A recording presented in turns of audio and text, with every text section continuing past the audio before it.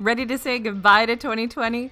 This year has been a wild ride, and today we're recapping all the big stuff that happened in the Disney Parks universe, including that stuff from way back at the beginning of the year that, to be honest, we kind of forgot even happened this year.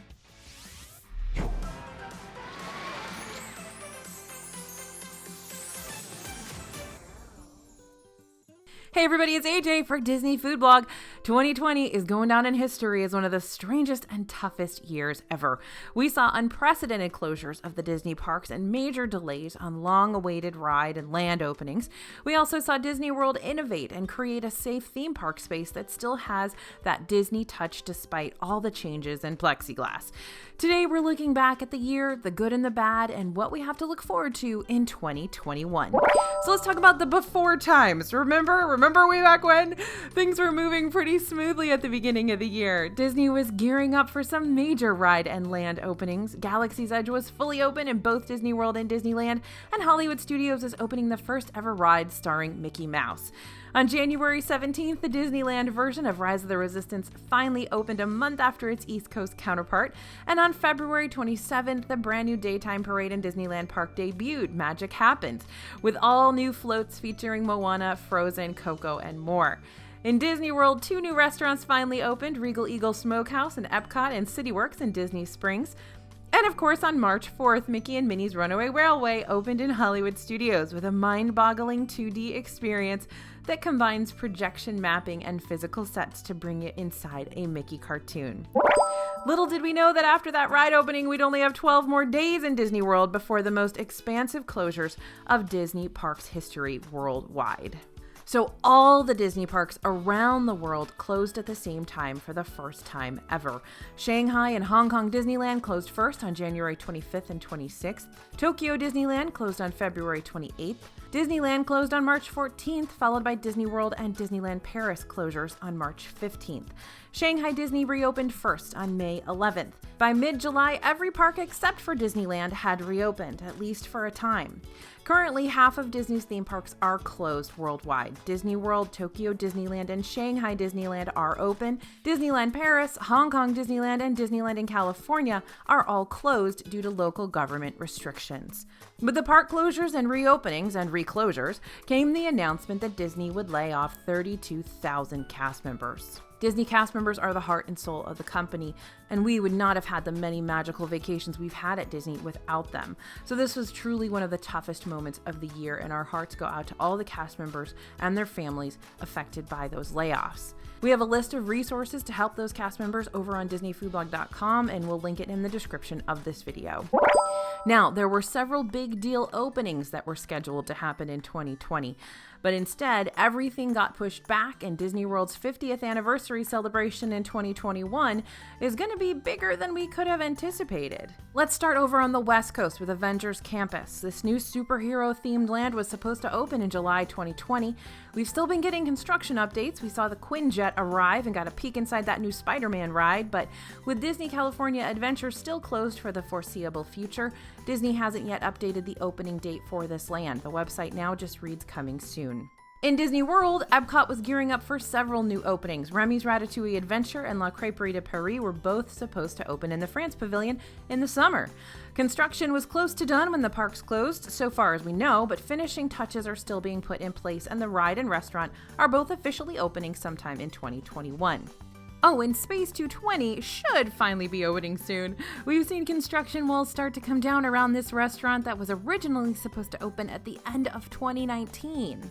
Harmonious, the new fireworks show, was intended to open in the spring at Epcot. Now we've seen testing and gotten a look at the massive barges that will create the show's effects. Kind of looks like Stargate in there, but we still don't know when this show's going to debut. Construction and testing needs to wrap up, and then we'll still need to wait for health and safety regulations to allow for gathering crowds, which go hand in hand with those fireworks shows.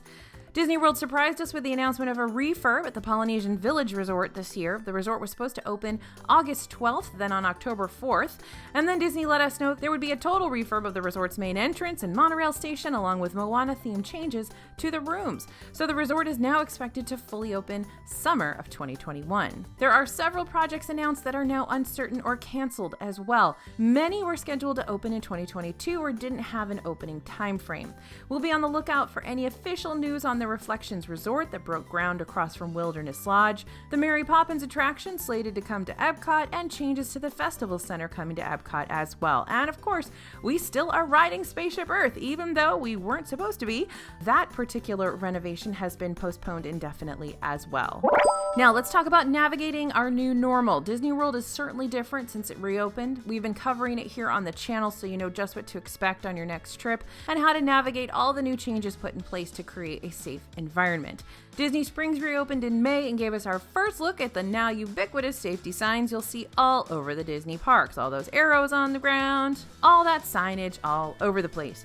Hotels began to reopen in June, with Disney Vacation Club villas opening first. And finally, the parks reopened in July. Magic Kingdom and Animal Kingdom on July 11th, and Epcot and Hollywood Studios on July 15th. Planning is a whole new game now. There's no fast pass to reserve your spot in line for rides. We need to book Disney park passes instead to guarantee you can even get into the parks. There are no character meet and greets, and character meals are different right now. No fireworks, no parades, though there are plenty of character cavalcades, which are basically mini parades. There are temperature checks to enter those parks.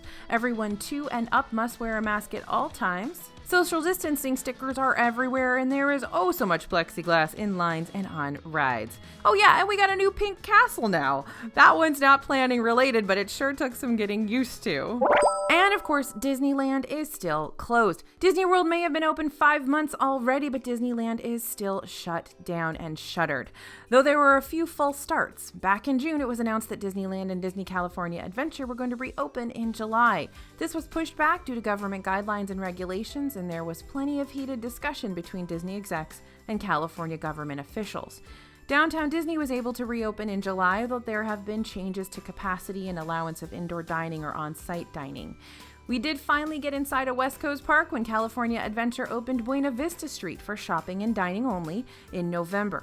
Safety guidelines have rolled back a bit, and right now food can only be taken to go, but for a brief time we could once again eat a corn dog inside a West Coast Disney park.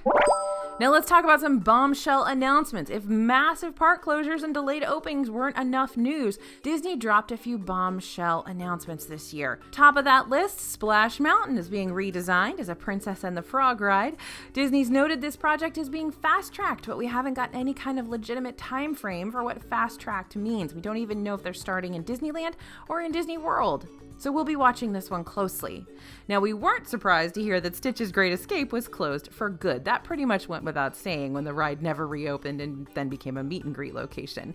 And it wasn't shocking to hear that the seasonally operating Primeval Whirl was permanently closing, although very, very sad, brings a tear to my eye. That was one of my favorite rides.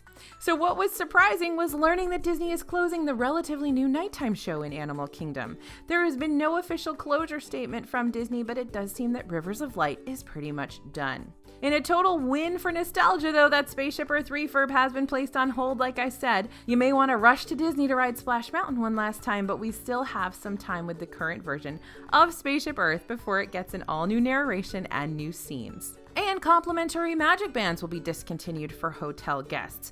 As of January 1st, Disney hotel guests will no longer get free magic bands, the wearable device that acts as your park ticket, room key, links all your reservations, those little bracelets. So you can still purchase one at a discount or use one from a previous trip, but no more free ones for hotel guests. Now here are some other crazy things that happened this year. We got to report on something we never thought we would. Sports. Yes, the NBA finished the playoffs in a bubble league at Disney World. That meant we were suddenly covering the insanely large, beyond king-size beds being delivered for players, the pop-up barbershop at the Grand Floridian, and a player-run coffee shop charging $20 for a cup of coffee. certainly not the way we here at DFB expected the year to go, but it was a whole lot of fun to cover. And we also got to visit the longest Epcot festival ever, again and again and again. The 2020 Epcot Food and Wine Festival started the day Epcot opened, July 15th, for one of the wildest reporting days we've had since the opening of Galaxy's Edge, coinciding with the 2019 Food and Wine Festival. And it seems that the citrus blossom booth from the Flower and Garden Festival that got cut short with the park closures may now be a permanent fixture, as it's been a part of every single Epcot festival that has happened or been announced so far. We're not mad about being able to get that orange bird sipper year round, but it is kind of weird, gotta say it. And to make sure we didn't forget what a dumpster fire 2020 has been, boats on Jungle Cruise and Splash Mountain have sunk with guests on board. Everyone was fine and presumably compensated by Disney for suddenly having wet shoes and a big scare. Now, here are a few very exciting happenings that also went on in 2020. Disney officially announced that Disney World will soon connect to the Orlando Airport and Southern Florida via high-speed train. Brightline Trains will be building a train station at Disney Springs that is expected to open in 2023. We can finally walk between the Grand Floridian and Magic Kingdom. We've been following the construction of this walking path since before the official permits were filed in July 2019, and it finally opened in November 2020, so it'll take about 15 to 20 minutes to walk from the resort to the park entrance. But now all the monorail resorts connect to Magic Kingdom via walking path. That's great news if that monorail or the boats have really long lines. And along with several other tech expansions to promote fewer contact points in Disney World, Disney launched Table Service to Go. This is a way to mobile order food from some of Disney World's sit-down restaurants, and we love it and hope it continues even after it's 100% safe to dine inside those restaurants again. Now, in other food news, we've been covering so many new snacks and all the changes that have come with restaurant openings this year, but there are a few closings, opening, and announcements that were bigger than Mickey ear cupcakes. Disney announced a new dining plan. So right at the end of February, you guys remember this, right? Disney released a new dining plan option that is somewhere between the standard dining plan and the deluxe dining plan in terms of offerings and price. We're still not sure when the Disney dining plan might return, but we'll keep you updated as soon as we know. And the crazy Ample Hills bankruptcy and leaving Disney World. So following a bankruptcy and buyout, the beloved ice cream shop Ample Hills has closed both their existing location on Disney World's Boardwalk and the coming soon location slated to open in Disney Springs. We're going to miss those ice cream tacos and unique and exclusive flavors from that Brooklyn-based ice cream shop, but we'll keep you updated on what replaces those locations. And we did finally get to visit the new Gideon's Bakehouse location in Disney Springs. The premier cookie shop opened on December 23rd, just in time for us to stock our freezers with way more Christmas cookies than we could possibly eat. If you haven't had a chance to try a Gideon's cookie yet, I highly recommend you put a visit at the top of your Disney World 2021 to-do list. All right, and outside the parks, the Disney company as a whole has seen a lot of shakeups and announcements in 2020. Bob Iger stepped down as CEO. He announced he was officially stepping down on February 25th, though he will remain as an executive chairman until the end of his contract in 2021. Bob Chapek, who worked formerly as the chairman of Disney Parks, Experiences, and Products, has stepped into the CEO role. Josh D'Amaro, who had just moved from the role of president of Disneyland to president of Disney World in November 2019, was promoted to chairman of Disney Parks in May 2020. Beyond those big leadership roles, Joe Rohde, the prolific Imagineer behind the development of Animal Kingdom, Aulani, The Adventurers Club, and so much more, announced he will retire from the Walt Disney Company on January 4th, 2021. And Disney Plus. Let's be real, Disney Plus has probably helped many of us get through this year and cemented the future of streaming as the cornerstone of the Disney Company's future developments. Disney released a few movies earlier than anticipated at the start of quarantine: Frozen 2, Rise of Skywalker, and Onward. The internet practically exploded when it was announced that Hamilton would be arriving on Disney Plus over a full year earlier than anticipated. And Disney tested Premier Access as a way to release movies direct to streaming rather than in theaters with the release of Mulan in September. It became available to all subscribers at the beginning of December. And many of you probably watched Soul already, which was released on December 25th for all Disney Plus subscribers. Disney is really banking on the success of Disney Plus, which expanded to Europe and many other South American countries in 2020. The recent Investor Day presentation gave us over 100 new titles to look forward to in the near future, year, and the data to prove that streaming is a wildly successful endeavor for the Disney company. All right, let's talk about those merchandise crazes this year. We love some good Disney merch, and 2020 brought a ton of mini ears, enough that we would probably have a 25-minute video just about ears, limited edition collections, and Crocs. So many more Crocs than we thought we'd ever need. The Mini Main Attraction collection was the highlight of the Disney merch world this year. This featured limited edition releases of products themed to different classic Disney attractions each month of the year, like the Enchanted Tiki Room, Peter Pan's Flight, and Big Thunder Mountain Railroad. These collections were super popular and saw long lines when they were released in the parks. Possibly the weirdest merchandise saga we've ever covered was the Galaxy's Edge sporks, though. These were first intended to be used for dine-in service at Docking Bay 7 in Disneyland when Galaxy's Edge opened, but people started stealing them and they stopped being offered. We get it, they're cool metal space sporks. Wait, maybe we don't quite get it, but in any case, Disney decided to start selling the sporks to let people have them, but not deal with the ridiculous amounts of missing cutlery. So you can actually buy one if Galaxy's Edge ever opens in Disneyland again. And let's talk about those Crocs. The Disney Croc, the unexpected and shockingly popular hit of 2020. We've seen fuzzy-lined Crocs, Haunted Mansion Crocs, Dreams Come True, blue color trend Crocs, and they all flew off the shelves, surprising many people here at DFB who haven't yet put their feet into the squishy comfort of a Croc shoe.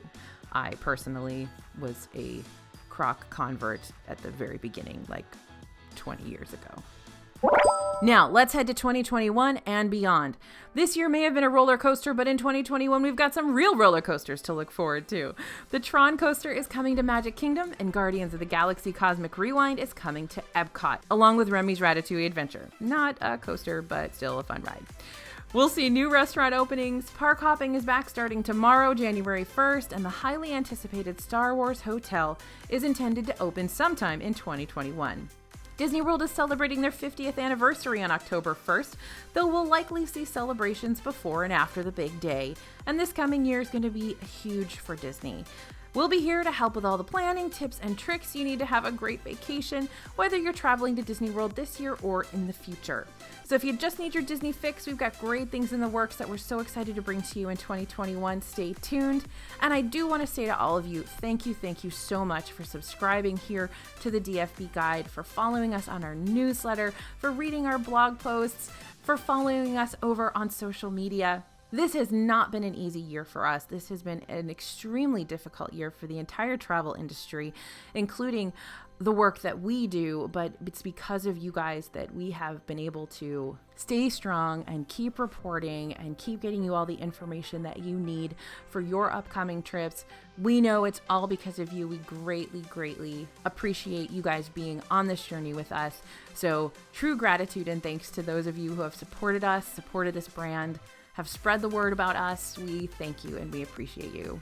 So happy new year from all of us here at DFB.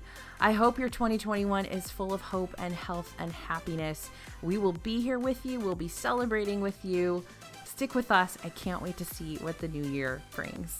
Thanks for listening, you guys. Thanks for watching. As always, this is AJ for Disney Food Blog, and we'll see you real soon.